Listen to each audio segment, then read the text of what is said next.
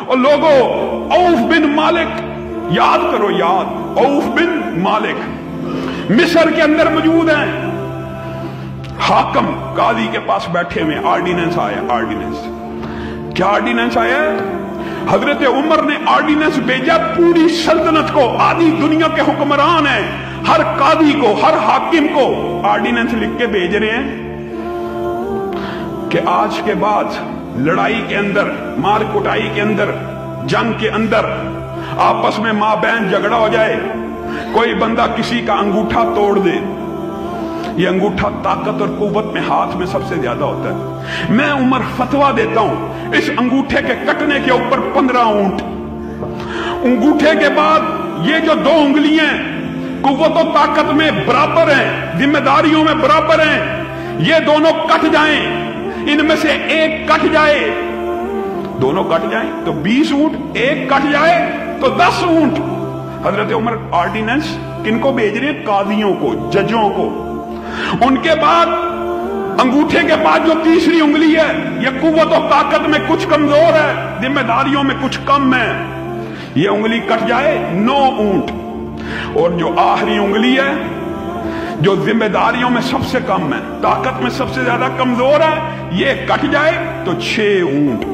ऊंट 50 ही बनाए, हदीस रसूल है, हाथ का कट जाना 50 ऊंटों की दियत है। अब उसकी तकसीम कैसे करें? अपनी राय से, अपने फहम से, अपनी अकल से, और अकल के मुताबिक देखा जाए कितना उनका फैसला लगता है। अंगूठा 15 ऊंट, साथ वाली 2 उंगलियां 10-10, अगली उंगली 9, उससे अगली 6 बनते, ये भी 50 ही। तकसीम ऐसे कर दी। औफ बिन मालिक ऑर्डिनेंस पढ़े, कहा अभी इसके ऊपर अमल ना करवाना अगर कोई वाकया हो गया। रुको, ये सहाबा हैं जिनको दीन से किस कदर मोहब्बत है, जिनका दीन के लिए क्या जज्बा है। उसी वक्त घोड़ा मंगवाया मिस्र से, सीधा घोड़ा दौड़ाते हुए मदीना में आ पहुंचे। हजरत उमर का दरवाजा खटकाया, उमर बाहर आए। ये ऑर्डिनेंस आपने भेजा था? जी मैंने भेजा था। आपके पास इस ऑर्डिनेंस की क्या दलील है?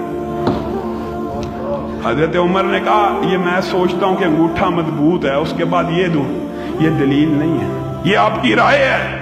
औफ बिन मालिक, तुम मिस्र से मेरे ऑर्डिनेंस को मुअत्तल करके आर्दी तौर पे जो चल के यहां आ गया है और मेरे से बहस कर रहा है, तेरे पास क्या दलील है? औफ बिन मालिक ने कहा, हाँ मेरे पास दलील है। यही मदीना था, नबी करीम सल्लल्लाहु अलैहि वसल्लम ने इरशाद फरमाया था, अला इन्नल असाबिया फिद्दियति सवा। अगरचे उंगलियां जिम्मेदारियों में बराबर नहीं है, कोई ताकत वाला कोई कमजोर है, लेकिन दियत के मामले में ये सारी एक जैसी। हजरत उमर ने कातिब को बुलाया, कातिब को कहा मेरा फतवा दोबारा लिखो। कातिब ने पूरे का पूरा फतवा दोबारा लिखा। कहा नीचे औफ बिन मालिक की सनद से यह हदीस लिखो। वो हदीस लिख दी। कातिब ने कहा अब क्या करना है? कहा नीचे एक जुमला लिखो और सारे मुल्क के कादियों और जजों को दोबारा इरसाल करो, लोगों दीन ये है, अपनी जिद पे अड़ना नहीं है। हजरत उमर ने जुमला लिखवाया। क्या लिखवाया? ऊपर उमर का फतवा है, नीचे नबी मोहतरम की हदीस है, और अब उमर का फैसला यह है, उमर के फतवे को रद्द कर दिया जाए, नबी की हदीस को नाफिज कर दिया जाए। यह दीन है। जिद पे अड़ गए। क्या जिद की कि नहीं नहीं मेरे अकल फहम में यह हदीस इस तरह आती है? आज लोगों का अकल और फहम कहां चला गया? हदीस की मुखालफत। हजरत अली कहते हैं, हजरत फातिमा ने वसीयत की, हजरत फातिमा ने, कि मेरी मैयत को गुस्ल अली देगा, अस्मा बिन्ते उमैस देंगी।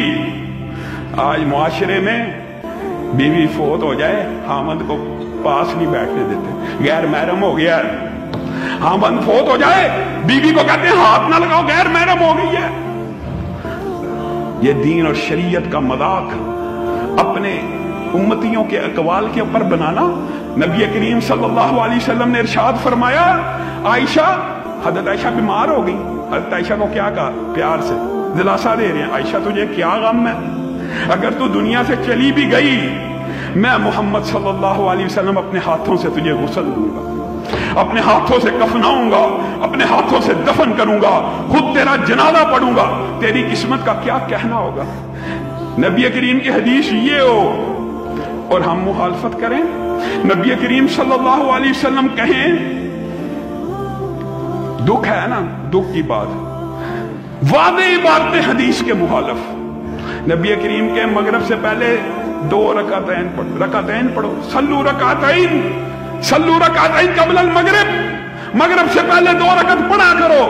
सहाबा खुद बयान करते हैं, हम मगरिब की नमाज अदा करने के लिए जाते, सहाबा इतनी ज्यादा कसरत से 2 रकातें पढ़ रहे होते, हमें यूं गुमान होता कि शायद मगरिब की नमाज हो चुकी है। माशाल्लाह, इन्होंने लिखा कि मगरिब से पहले 2 रकातें हमारे मदद में नहीं है। ये कौन सा मदद है? मगरिब से पहले 2 रकातें हमारे मदद में नहीं है। लोगों, अल्लाह से डरना चाहिए, खुदा का खौफ करना चाहिए। अगर रसूलुल्लाह सल्लल्लाहु अलैहि वसल्लम के बाद किसी का फतवा चल सकता तो किसका चलता? अबू बकर का चलता। अफजलुल खलाइक के बाद अंबिया, नबियों के बाद सबसे अफजल मखलूकात में से।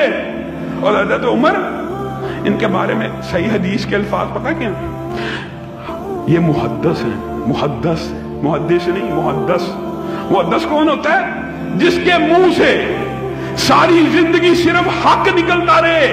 वो उमर भी अगर ऑर्डिनेंस दें, फतवा दें, एक सहाबी औफ बिन मालिक आके हदीस सुनाए, उमर रुजू कर लेते हैं। आज उमर दोबारा ऑर्डिनेंस जारी कर रहे हैं। कहा आज के बाद कोई हज तमत्तो ना करे।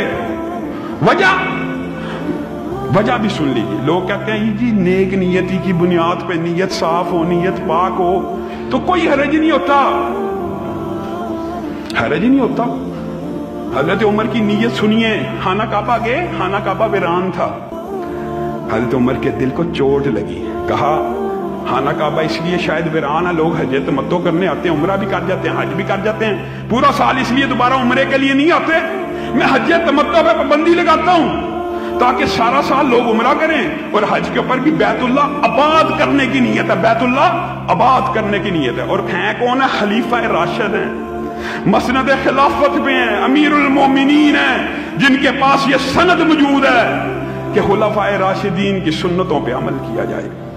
ये सनद भी मौजूद है नबी करीम सल्लल्लाहु अलैहि वसल्लम की तरफ से, ऑर्डिनेंस। लेकिन इसका मतलब ये नहीं होता कि खिलाफे हदीस बात को माना जाए। ये सहाबा का तर्ज अमल। ऑर्डिनेंस जारी की, आज के बाद कोई हज तमत्तो नहीं करेगा। हर कारों ने इतला दी, आपने पाबंदी लगाई है।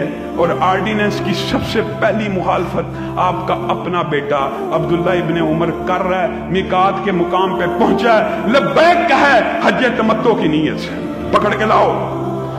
पकड़ के हरकारे लेके आ रहे हैं। अब्दुल्ला इब्ने उमर कैसे फर्मा बरदार थे, हमेशा झुकी हुई नजरों से आए, झुकी हुई गर्दन के साथ आते थे।